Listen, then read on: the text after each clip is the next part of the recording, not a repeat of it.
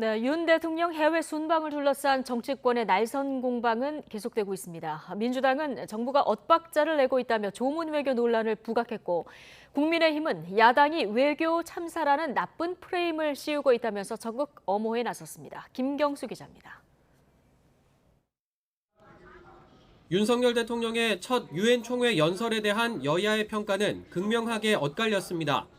집권 여당인 국민의힘은 국제사회와 함께 번영을 이끌어가겠다는 의지가 담겼다고 호평했지만 더불어민주당은 대통령이 오직 자유만 외쳤다며 난해하고 공허한 연설이었다고 혹평했습니다.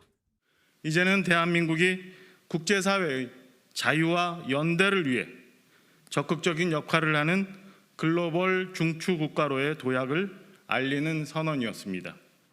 외교 시험대인 유엔에서의 첫 연설도 너무 추상적이고 하나마나한 한가롭고 공허한 단어들의 조합에 불과했습니다. 영국 엘리자베스 2세 여왕 조문을 둘러싼 공방도 한층 불이 붙었습니다. 민주당은 윤 대통령의 조문 취소 논란을 두고 대통령실과 국무총리, 외교부 해명이 제각각이라며 난맥상을 부각했습니다. 또 총성 없는 외교 전쟁에서 윤 대통령의 순방 외교는 참사급으로 비화했다며 맹공을 퍼부었습니다. 윤석열 대통령처럼 늦게 도착한 다른 나라 정상은 조문을 했는데 정작 한덕수 총리는 상황 파악도 제대로 못한 것이 대정부 질문에서 드러났습니다. 반면 국민의힘은 민주당 주장을 나쁜 프레임 공세로 일축하며 국격을 훼손하는 행위라고 반박했습니다. 2017년 문재인 전 대통령의 중국 방문 당시 이른바 혼밥 논란을 재소환하며 외교 참사는 따로 있다고 날을 세웠습니다. 사실과 다른 걸 가지고 시비 걸고 하는 것은 저는 대한민국 국격에 대한 자해행위라고 보고 있습니다.